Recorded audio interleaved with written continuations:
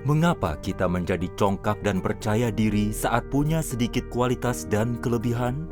Mengapa kita percaya pada diri kita sendiri tapi menolak orang lain? Apa bahaya dan konsekuensi yang ditimbulkan dari hidup dengan kecongkakan? Apakah Anda ingin tahu cara mengatasi watak rusak semacam ini agar dapat bekerja sama dengan orang lain? Saksikan video kesaksian Kristen ini untuk mengetahuinya.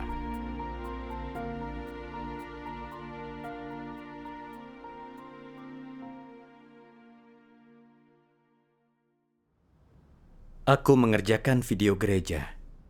Setelah berlatih beberapa waktu, aku paham prinsipnya dan keterampilanku berkembang. Biasanya, aku menemukan masalah dalam pekerjaan. Dan saat diskusi, saranku sering dipakai orang lain. Kemudian aku menjadi congkak. Aku makin percaya diri. Aku merasa berkualitas, punya perspektif luas pada masalah, dan murni memahami prinsip. Meski aku bukan pemimpin dan tidak memimpin pekerjaan besar, kupikir mengelola proyek tim itu lumayan juga. Kuperhatikan rekanku, saudara Justin, pasif dalam tugasnya. Aku yang selalu memimpin diskusi kerja dan pembelajaran tim. Aku membencinya karena tak terbeban. Dalam diskusi setelahnya, aku mengabaikan saran saudara Justin dan menolak pandangannya. Kupikir, dalam kerjasama kami, gagasanku yang sering dipakai. Lebih baik aku bekerja sendiri. Setelah itu, aku ambil alih beberapa pekerjaan Justin. Itu bukanlah kerjasama dalam bertugas. Ya, dalam diskusi kerja kami, ketika orang lain tak memakai saranku, kutekankan berulang kali sudut pandangku benar. Kadang, aku pakai doktrin sebagai bukti seolah itu prinsip agar mereka menurutiku. Setelah itu, aku merasa tidak enak. Seolah aku memaksa orang menurutiku. Bukankah aku menunjukkan kecongkakan? Iya. Kadang aku coba menerima saran orang lain, tapi akhirnya aku terbukti benar. Aku jadi makin percaya diri. Kadang aku sadar aku menunjukkan watak yang congkak, tapi aku tak ambil pusing. Aku merasa aku agak congkak, tapi aku benar. Niatku menyelesaikan pekerjaan dengan baik. Jadi ini bukan masalah yang besar. Meski motifnya benar, tidak berarti kita bertindak sesuai prinsip dan tidak punya kerusakan. Iya. Selama itu, aku tak nyaman dengan pekerjaan orang lain. Aku merasa mereka tak cukup terampil dan tidak berpikiran luas. Saat mereka memberi saran, jika tidak sesuai dengan ideku, aku langsung menolak dan meremehkan dalam hati. Suatu kali, video buatan seorang saudari sudah beberapa kali disunting, tapi belum bagus. Aku tak menanyakan kesulitannya, tapi menegurnya. Apa kau peduli dengan tugas ini? Kau tak lihat pekerjaan orang lain dan belajar darinya? Terkadang, saat orang lain memberi ide dalam pembuatan video, aku langsung menolaknya sebelum memahaminya. Akibatnya, mereka takut bekerja bersamaku. Bahkan takut mengirim video mereka untuk kutonton. Di lain waktu, seorang saudari menemukan bahan pembelajaran tim. Aku melihatnya sekilas dan tanpa mendiskusikannya, meremehkan bahan yang dia temukan dan bilang itu tak punya nilai referensi. Jika kau membabi buta menolak saran, orang akan merasa terkekang. Iya. Sebenarnya meski materi pembelajaran itu kurang sempurna, itu bermanfaat untuk menambah keterampilan. Lalu, seorang saudari menunjukkan, bertindak tanpa berdiskusi adalah sikap congkak. Waktu itu, aku tidak mengenal diriku. Aku pikir, aku hanya tidak meminta saran. Kuperhatikan di masa depan. Bahkan kupikir, akulah yang mengatasi hampir semua masalah pekerjaan. Dan yang memutuskan segala hal. Tanpa pengawasanku, pekerjaan tim akan berantakan. Meskipun dipasangkan dengan orang lain, aku menganggap akulah pemimpin tim yang sebenarnya. Mungkin Tuhan mengaturku di sana untuk mengawasi kerja tim. Pemikiran itu membuatku merasa berbeda. Aku ada di pucuk pimpinan. Aku makin congkak.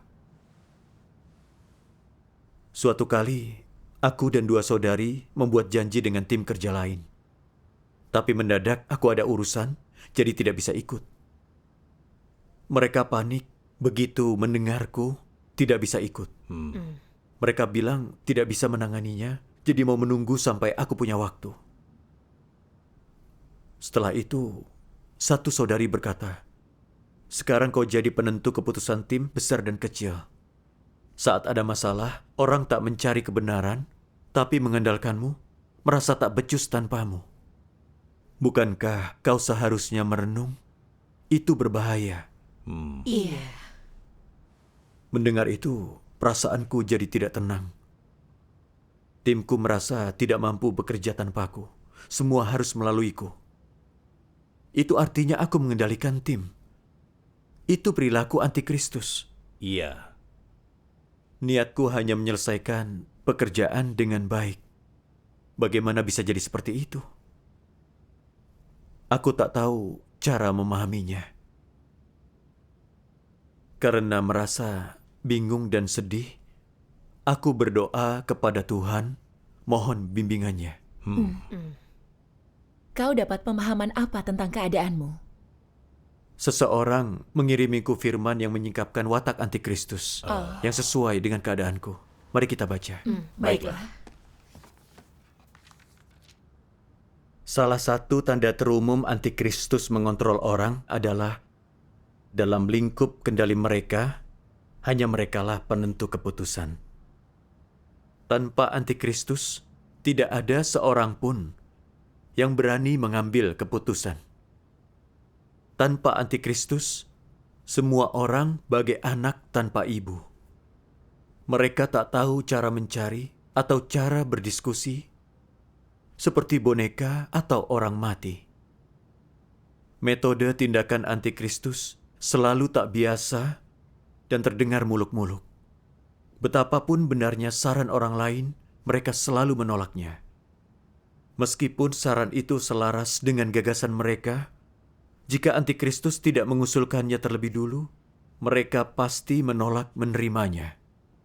Mereka justru berusaha sekuatnya untuk meremehkan, menolak dan mengkritik. Sampai pemberi usul itu merasa gagasannya salah dan mengakuinya. Baru setelahnya, antikristus berhenti mengkritik. Antikristus suka meninggikan diri dan meremehkan orang lain, agar dipuja orang dan dijadikan pusat perhatian. Hanya mereka yang boleh berkembang. Orang lain menjadi latar belakangnya. Antikristus percaya tindakan dan ucapannya benar, tapi tindakan dan ucapan orang lain salah. Mereka sering mengajukan pandangan baru untuk menolak pandangan dan penerapan orang lain, mencari-cari kesalahan pendapat orang lain, dan menghalangi rencana orang lain. Jadi, orang harus mendengarkan dan mengikuti metode mereka. Mereka pakai cara-cara ini untuk terus menolakmu, menyerangmu, dan membuatmu merasa tak cukup baik. Sehingga kau makin tunduk, menghormati dan mengagumi mereka. Hingga kau di bawah kendali mereka. Inilah proses antikristus menundukkan dan mengendalikan orang. Amin. Amin. Setelah membaca firman, aku merenungkan diri. Selama ini aku bertanggung jawab atas pekerjaan tim, tapi yang lain tak mampu bertugas sesuai prinsip. Dan selalu bertanya kepadaku, tanpaku mereka tak berani memutuskan atau berkomunikasi dengan tim lain, terkekang olehku. Bukankah aku membodohi mereka? Ucapan dan tindakanku yang mana yang membuat kesudahannya begini? Entah sedang membahas pekerjaan atau ide, Jika ada yang perspektifnya berbeda, ku pakai banyak alasan untuk menolaknya. Tidak fokus mempersekutukan prinsip. Aku tidak bersaksi tentang Tuhan, tapi memaksa orang menurutiku. Jika menurutku hal itu benar, aku menjadi agresif dan congkak. Tiap kali melihat keterampilan saudara-saudari yang masih kurang, aku selalu merendahkan mereka. Aku ingin semua orang menurutiku. Jika tidak, kutegaskan aku terampil dan paham prinsip. Setelah aku selalu menolak dan merendahkan mereka, saudara-saudari merasa mereka tak cukup mahir dan sudut pandang mereka tidak luas. Jadi mereka tanyakan semuanya kepadaku. Kalau dipikir-pikir, seringkali saran-saran mereka itu baik. Mungkin tidak sempurna, tapi mestinya dapat kubantu perbaiki. Namun, aku ngotot aku benar, menolak ide mereka, berpikir itu demi pekerjaan kami. Aku menjadi congkak dan tidak sadar diri. Aku juga rentan berbuat salah begitu. Aku tidak bersaksi tentang Tuhan dalam tugas atau mempersekutukan prinsip. Aku hanya berpendapat sendiri dan ingin dituruti, tidak mengarahkan orang ke firman Tuhan. Itu jalan yang menentang Tuhan. Iya. Aku juga membaca firman Tuhan ini. Begitu manusia makin congkak dalam natur dan esensi, mereka tidak menaati dan menentang Tuhan, tidak mengindahkan firman-Nya, punya gagasan tentangnya, lakukan hal yang hianati Dia, yang meninggikan dan yang bersaksi tentang diri mereka. Kau bilang kau tidak congkak, tetapi seandainya kau diberi gereja dan boleh memimpinnya, jika tak kutangani, dikritik dan dibantu keluarga Tuhan. Setelah beberapa waktu kau pasti membawa orang ke hadapanmu dan membuat mereka tunduk hingga mengagumi dan menghormatimu. Mengapa engkau bisa melakukan itu? Naturmu pasti menentukan itu. Itu akan menjadi penyingkapan alami. Engkau tidak perlu mempelajari ini dari orang lain atau meminta mereka mengajarimu. Engkau tidak perlu diperintah atau dipaksa untuk melakukan hal ini. Keadaan seperti ini muncul secara alami. Semua yang kau lakukan itu demi membuat orang meninggikanmu, memujamu, tunduk kepadamu, dan mendengarkanmu dalam segala hal. Membiarkanmu memimpin otomatis memunculkan situasi ini. Itu tak dapat diubah. Bagaimana situasi ini bisa terjadi? Ini ditentukan natur manusia yang congkak. Pengungkapan kecongkakan itu memberontak dan menentang Tuhan. Ketika manusia congkak merasa diri penting, mereka cenderung membangun kerajaan sendiri dan berbuat semau mereka. Mereka bawa orang lain ke tangan mereka dan menariknya ke pelukan mereka. Bagi orang yang mampu berbuat congkak begini, itu membuktikan esensi natur congkak mereka, natur iblis, natur penghulu malaikat. Di titik tertentu, tidak ada lagi Tuhan di hati mereka. Dan Tuhan dikesampingkan. Mereka ingin jadi Tuhan, membuat orang taati mereka, dan menjadi penghulu malaikat. Jika kau punya natur congkak seperti itu, tidak ada Tuhan di hatimu.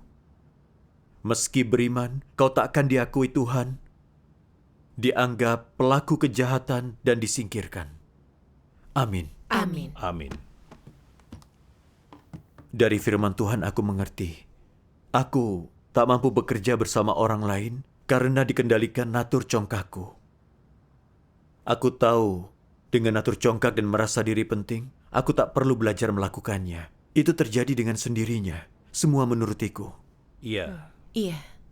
Saat aku bekerja dengan orang lain dalam tugas, entah memberi saran untuk video atau mengatur pekerjaan, aku selalu berpikir ideku yang terbaik. Saat kulihat Justin pasif dalam tugasnya, aku tak membantunya. tapi merendahkannya karena kualitasnya buruk dan tak terbeban. Aku mengambil alih, bekerja sendiri, seolah hanya aku yang kerjanya bagus, orang lain tidak.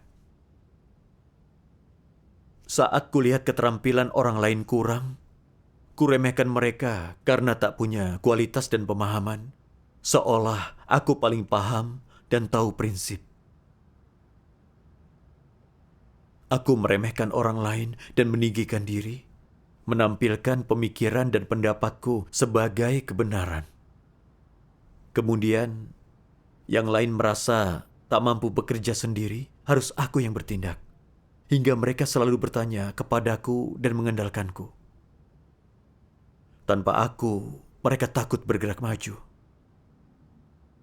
Aku membaca firman Tuhan. Di titik tertentu, tidak ada lagi Tuhan di hati mereka.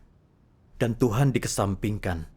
Mereka ingin jadi Tuhan, membuat orang taati mereka, dan menjadi penghulu malaikat. Iya. Disingkapkan firman Tuhan, aku merasa bersalah. Aku sadar masalahku ini serius. Kutempatkan diriku lebih tinggi. Kupikir aku punya bakat dan kualitas, bukan orang biasa. Dan secara alami aku mampu memimpin, dan yang lain tidak punya kualitas. Jadi Tuhan menetapkanku jadi pemimpin. Pemikiran dan ideku ini membuatku takut sekaligus mual. Aku sungguh tak tahu malu. Kami bekerja sama melakukan tugas. Semua dipimpin Tuhan dan tunduk pada prinsip. Tapi aku membuat semua orang tunduk kepadaku. Bukankah aku salah? Iya. Aku menjadi sangat congkak sehingga kehilangan nalar.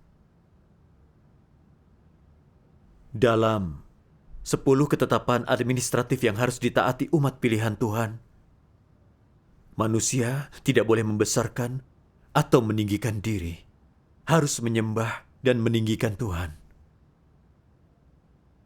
Aku selalu merasa levelku lebih tinggi dari yang lain.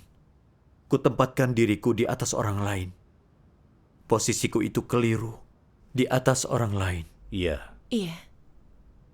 Pemikiran ini mengkhawatirkan, menakutkan bagiku. Aku langsung berdoa. Ya Tuhan, aku congkak dan percaya diri. Tanpa sadar aku menyinggung watak-Mu. Aku mau bertobat, ambil posisi nyataku, bertugas dengan baik. Watak congkak itu akar pertentangan pada Tuhan. Iya. Bahaya jika itu tidak diatasi. Benar. Tanpa penyingkapan firman Tuhan dan pemangkasan orang, kita sulit mengenal diri sendiri.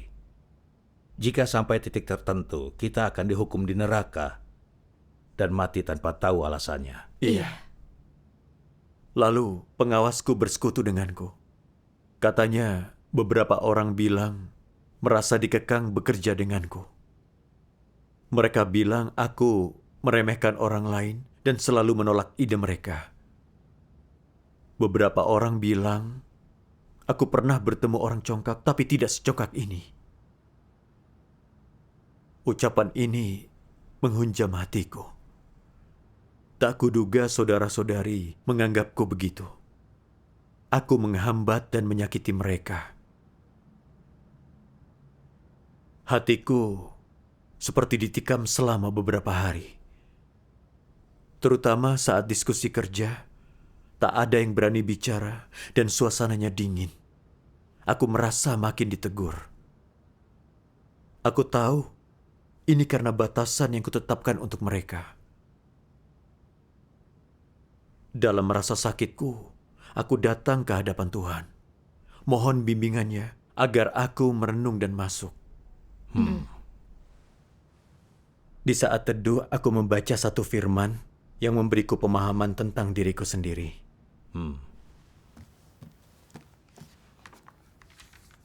Ada pemimpin yang tak pernah bekerja sesuai prinsip, tapi bertindak sesukanya dan gegabah. Saudara-saudari tunjukkan ini dan berkata, "Kau jarang berkonsultasi sebelum bertindak.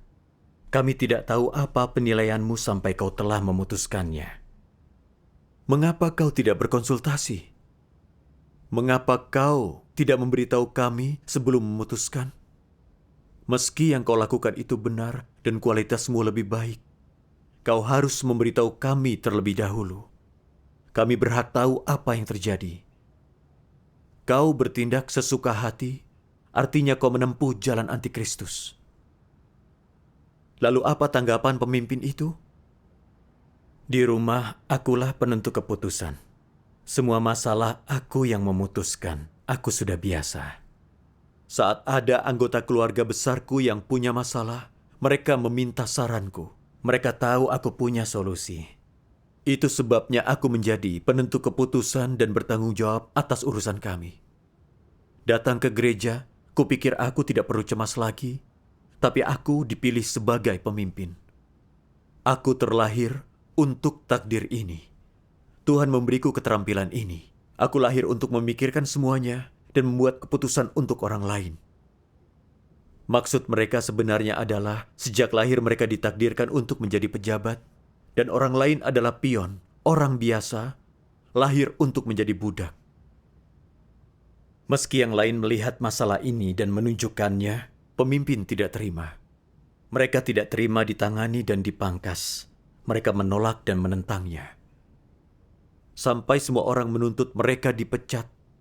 Mereka selalu berpikir, dengan kualitasku, aku ditakdirkan memimpin dimanapun. Dengan kualitas kalian, kalian jadi hamba dimanapun. Sudah takdir kalian untuk diperintah. Watak apa yang mereka ungkapkan dengan mengatakan hal-hal itu?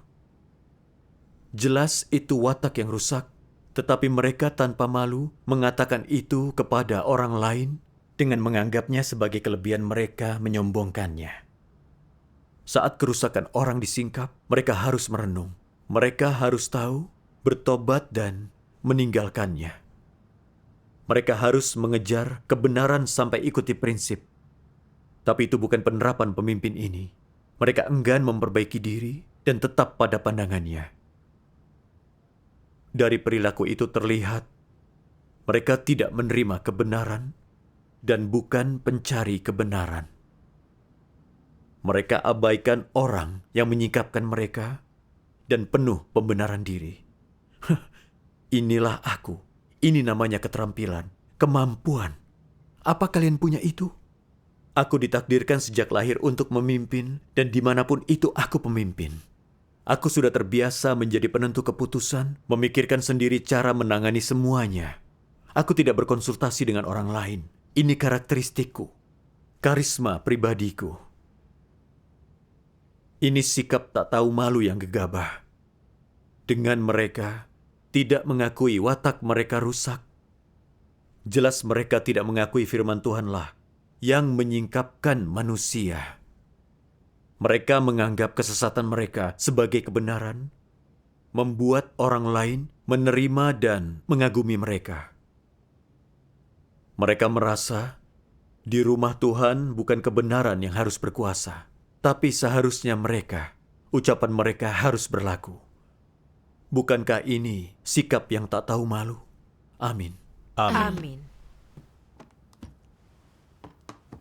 Aku malu menghadapi penyingkapan dari firman Tuhan ini. Begitulah caraku bertindak. Aku punya keterampilan, tampak cerdas dan berkualitas. Kupikir aku harus jadi penentu keputusan.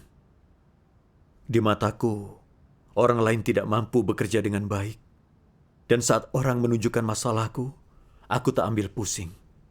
Kupikir aku congkak karena berkualitas dan saranku benar.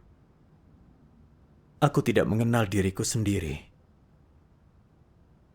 Bahkan aku sering tak melihat masalah secara cermat dan tidak berpikir luas. Seperti saat aku menolak materi ajar yang kuanggap tak berguna. Yang lain menganggap materi itu punya nilai referensi dan memberi saran yang baik. Dan meskipun ideku tepat dalam beberapa hal, seharusnya aku tak memaksa orang lain menerimanya. Iya. Iya. Seharusnya aku mempersekutukan prinsip dan pemahaman pribadiku. Jika orang merasa itu pantas, mereka otomatis akan terima. Iya. Iya. Tapi aku justru congkak dan tidak melihat kelebihan orang lain atau merenung. Aku sering membuat perhitungan tentang hal-hal yang kuputuskan dengan tepat, masalah yang kutemukan dan kuatasi. Jadi, makin kuhitung prestasi ini, makin aku merasa di atas yang lain. Aku menjadi makin congkak dan meremehkan orang lain. Bahkan kupikir aku ditakdirkan menjadi pengawas. Aku menjadi congkak dan ingin menjadi penentu keputusan. Aku sangat congkak dan tak bernalar. Watak jahatku tidak berubah. Aku bahkan tidak rukun dengan orang lain. Untuk apa aku congkak? Membanggakan diri seperti itu sungguh menyedihkan. Mengingat kembali semua itu, aku sadar aku sangat agresif dan congkak. Aku merasa menyesal. Puji Tuhan, tanpa penerangan Tuhan, tanpa penyingkapan firman-Nya, kita pasti tidak mengenal diri dan sulit menundukkan kepala kita. Iya. Kita tidak mampu mengatasi watak congkak tanpa firman Tuhan. Iya. Ya, Kau baca firman apa lagi yang membantumu berubah? ada kutipan lain yang kubaca setelahnya. Tuhan yang Maha Kuasa berfirman, "Menurutmu, apakah sulit untuk orang melaksanakan tugasnya secara memadai? Sebenarnya tidak sulit. Orang hanya harus dapat mengambil sikap rendah hati, memiliki sedikit akal sehat, dan mengambil posisi yang tepat. Betapapun terpelajarnya dirimu, penghargaan apapun yang telah kau menangkan, atau sebanyak apapun yang telah kau capai, dan setinggi apapun status dan pangkatmu, engkau harus melepaskan semua hal ini. Engkau harus melepaskan kecongkakanmu. Semua ini tidak ada artinya. Di rumah Tuhan, sehebat apapun hal-hal ini, semua itu tidak bisa lebih tinggi daripada kebenaran. Karena hal-hal dangkal ini bukanlah kebenaran dan tak dapat menggantikan posisi kebenaran. Engkau harus jelas mengenai masalah ini. Jika engkau berkata, "Aku sangat berbakat. Aku memiliki pikiran yang sangat tajam. Aku memiliki refleks yang cepat. Aku orang yang cepat belajar. Dan aku memiliki daya ingat yang sangat baik. Jadi aku memenuhi syarat untuk menjadi penentu keputusan." Jika engkau selalu menggunakan hal-hal ini sebagai modal, menganggapnya hal berharga, menganggapnya hal positif, maka ini berarti masalah. Jika hatimu dipenuhi hal-hal ini, jika semua ini telah berakar di dalam hatimu, akan sulit bagimu untuk menerima kebenaran, dan akibatnya akan sangat mengerikan. Oleh karena itu, engkau harus terlebih dahulu melepaskan dan menyangkal hal-hal yang kau cintai itu, yang tampaknya baik, yang berharga bagimu. Hal-hal itu bukanlah kebenaran. Sebaliknya, semua itu dapat menghalangimu untuk memasuki kebenaran. Hal paling mendesak sekarang ini adalah engkau harus mencari kebenaran dalam melaksanakan tugasmu dan menerapkan sesuai dengan kebenaran. Lakukanlah sedemikian rupa hingga pelaksanaan tugasmu itu menjadi memadai, karena pelaksanaan tugas yang memadai hanyalah langkah pertama menuju jalan masuk kehidupan. Apa arti langkah pertama di sini? Artinya, memulai suatu perjalanan. Dalam segala hal, ada sesuatu yang digunakan untuk memulai perjalanan. Sesuatu yang paling mendasar, yang paling fundamental, dan mencapai pelaksanaan tugas yang memadai adalah sebuah jalan untuk masuk ke dalam kehidupan. Jika pelaksanaan tugasmu hanya tampak sesuai dengan cara tugas itu dilaksanakan, tetapi tidak sesuai dengan prinsip kebenaran, maka engkau tidak sedang melaksanakan tugasmu dengan memadai. Jadi, bagaimana seharusnya orang melaksanakan tugasnya? Orang harus berusaha memahami dan mencari prinsip-prinsip kebenaran. Diperlengkapi dengan prinsip-prinsip kebenaran adalah hal yang terpenting. Jika engkau sekadar memperbaiki perilaku dan temperamenmu, tetapi tidak diperlengkapi dengan prinsip-prinsip kebenaran, itu tidak ada gunanya. Engkau mungkin memiliki bakat atau keahlian tertentu. Itu hal yang baik. Tetapi hanya dengan menggunakan hal itu dalam pelaksanaan tugasmu lah yang berarti bahwa engkau memanfaatkan hal itu dengan tepat. Mampu melaksanakan tugasmu dengan baik tidak menuntut peningkatan dalam kemanusiaan atau kepribadianmu. Juga tidak menuntutmu untuk mengesampingkan bakat atau talentamu. Bukan itu yang dituntut darimu. Yang terpenting adalah engkau memahami kebenaran dan belajar untuk tunduk kepada Tuhan.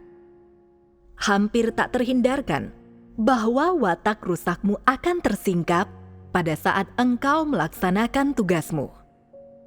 Apa yang harus kau lakukan pada saat-saat seperti itu?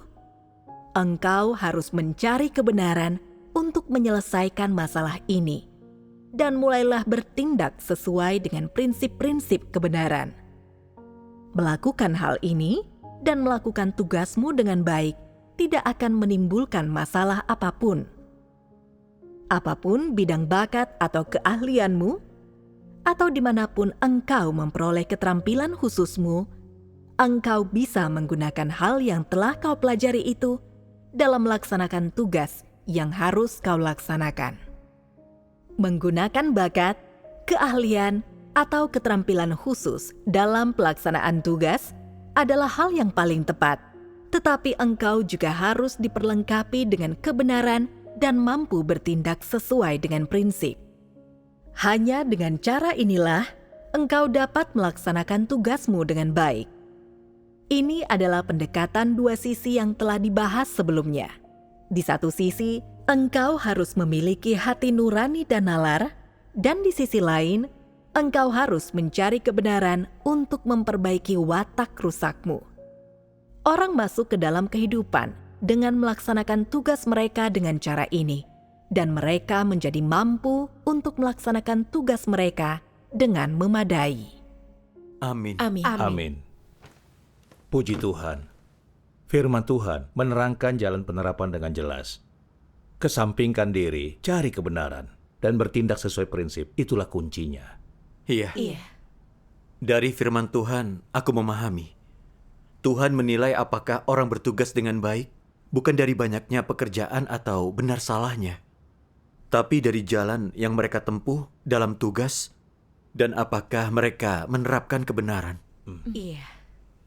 Aku juga memahami, untuk mengatasi watak congkak dan bertugas dengan baik, aku harus mengesampingkan kelebihan yang kubanggakan dan berdoa mencari kebenaran.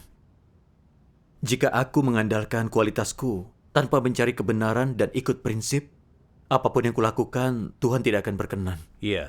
Iya. Dulu, orang kuremehkan karena kurang keterampilan dan kualitas. Saat melihat ada kesalahan kecil atau pekerjaannya tidak sempurna, aku meremehkan mereka secara terbuka dan dalam hati. Tapi saat video yang kubuat direvisi dan orang lain memberiku saran, mereka tak meremehkanku dan dengan sabar mereka memberitahuku. Selain itu, aku jarang menerima saran dari rekan kerjaku. Dan meski beberapa orang tidak berbakat atau berkualitas, mereka mencari prinsip dalam tugas, mendengarkan saran orang lain, dapat bekerja sama. Dengan perbandingan ini, aku merasa malu. Aku sadar betapa kurangnya jalan masukku ke kebenaran. Iya. Dalam tugasku berikutnya, jika yang lain berbeda pendapat denganku, aku berlatih mengesampingkan diri dan mencari prinsip. Menganggapnya kesempatan menerapkan kebenaran. Puji Tuhan. Puji Tuhan. Suatu hari, saat kudiskusikan produksi video, ideku berbeda dari yang lain. Menurutku, ideku yang terbaik. Lalu, aku mencari cara membuktikan aku benar untuk meyakinkan yang lain. Tiba-tiba aku sadar, aku menyingkapkan watak congkak lagi, ingin memakai pendapatku untuk menolak ide orang lain. Aku memohon bimbingan Tuhan agar aku mengesampingkan diri dan mendengarkan saran orang lain. Aku teringat firman Tuhan ini. Bagi jemaat gereja yang memahami kebenaran atau mampu memahaminya, pencerahan Roh Kudus dapat dialami siapapun dari mereka. Orang harus memegang erat pencerahan Roh Kudus, mengikutinya dan bekerja sama dengannya. Dengan begitu, jalanmu akan benar, jalan yang dibimbing Roh Kudus. Beri perhatian khusus pada bagaimana Roh Kudus bekerja dan membimbing mereka yang di dalam dirinya Dia sedang bekerja. Bersekutulah dengan yang lain, beri saran dan ungkapkan pandanganmu. Ini tugasmu dan kebebasanmu. Namun di saat keputusan harus diambil, jika hanya kau yang memutuskan, membuat semua orang menuruti ucapan dan kemauanmu, artinya kau melanggar prinsip. Engkau harus membuat pilihan yang benar berdasarkan keinginan mayoritas dan kemudian ambillah keputusan akhir. Jika saran mayoritas tidak sesuai dengan prinsip kebenaran, engkau harus berpegang teguh pada kebenaran. Inilah yang sesuai dengan prinsip kebenaran. Amin. Amin. Puji Tuhan. Itu kutipan firman yang bagus. Iya. Dari firman aku mengerti, memberi ide dan membuat video itu tugasku. Tapi keputusan terbaiknya tak tergantung pada satu orang. Semua orang harus berdiskusi dan memutuskan bersama lalu memilih saran yang terbaik. Amin. Aku merasa tenang setelah menerapkannya. Syukur kepada Syukur Tuhan. kepada Tuhan. Setelah video itu dibuat, saudara-saudari memilih versiku. Tapi aku tidak meremehkan dua saudari itu. Aku merasa melalui proses itu, kuterapkan kebenaran tanpa hidup dengan watak congkakku. Syukur kepada kepada Tuhan. Syukur kepada Tuhan. Lalu, aku juga sadar.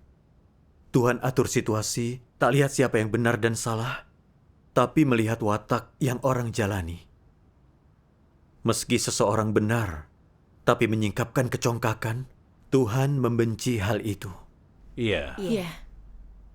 Setelah itu, saat aku serius mempertimbangkan ide orang lain, aku sadar banyak aspek dari saran mereka yang dapat dipakai, dan mereka punya sudut pandang yang berbeda dariku.